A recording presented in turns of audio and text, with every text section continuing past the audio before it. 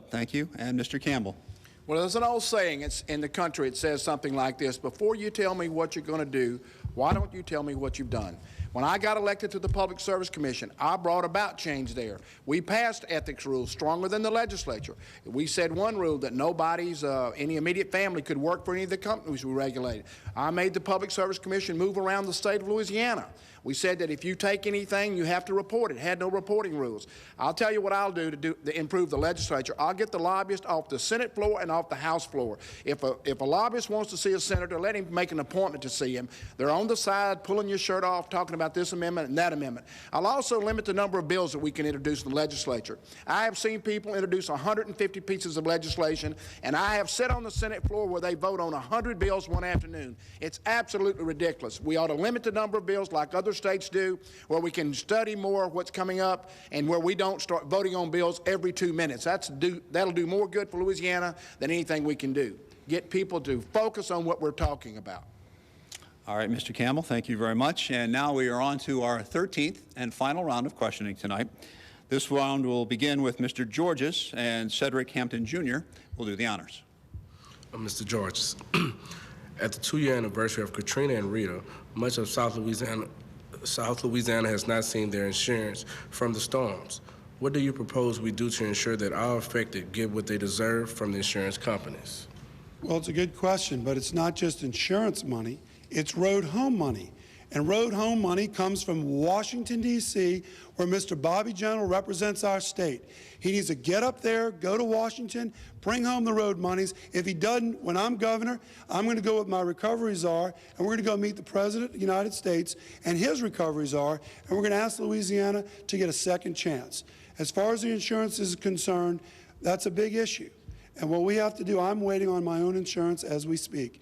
I've been fortunate. I've been able to go to the banks and borrow the money, but I know those of you that don't have that luxury are sitting around waiting for insurance. My recovery czar will be action-oriented. We'll be meeting with the insurance companies. We'll provide monies from the state in order to get more insurance down here so we can insure our homes and people can get back in their homes. Mr. Georges, thank you. Mr. Campbell. As governor, I'm going to do something that's probably going to shock a lot of folks. I'm going to have an independent, strong consumer advocate working in the governor's office. Not only is he going to look at insurance problems, he's going to look at problems with utility bills. He's going to look at problems with any other kind of payday loan companies that charge 600% interest on the people of Louisiana. I think it's sinful. How can we have the poorest people living in America and charge them 600% and 700% interest? It's not right for the people of Louisiana. So my person that I'll have in charge of consumer affairs will be a consumer advocate. I'll guarantee the people who are doing business in the state of Louisiana will have somebody looking over their shoulders. I will work with whoever the commissioner of insurance is to make sure that when you pay your premium and you have a claim, it gets paid. Thank you. And Mr. Boisseau. As you can imagine, the 122,000 people I represent, they all dealing with their insurance problems. I've been very diligent about my program. The first thing we're going to do is level the playing field between the homeowners and the insurance companies themselves. I will change the criminal code to make sure that these insurance executives that have a plan put in place by McKinsey Company to figure out a way to deceive the policyholders by either short paying them or not paying them all or dragging their claims out totally, we will put them in jail where they belong. The second thing is we have people that come here and write auto policies and write boat policies, but they offer homeowners insurance in other states. If you want to come here and eat dessert, stay for the main course. The third piece of insurance itself is that what I was successful in doing in last legislative session, we know that a majority of these surpluses have been created due to hundreds of thousands of people losing everything. And so what I've done is taken the difference between the pre-storm and the post-storm cost and offering a tax credit in between. I passed one version. It's not exactly what I wanted. I'll come back in as governor and fix it the way I intended the original legislation to be. Time is up, Mr. Boisseau. Thank you very much. That does complete the all 13 rounds of our prepared questions, but don't go get a sandwich and a Coke right yet because we have a lot more of this program still to come.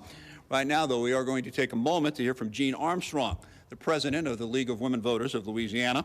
Jean was instrumental in making this forum happen tonight, so we thank her for that.